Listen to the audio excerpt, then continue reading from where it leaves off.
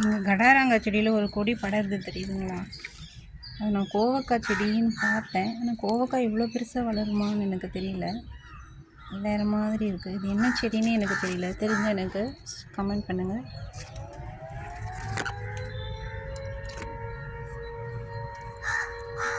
கடாராங்காயில் எவ்வளோ காய் பாருங்க.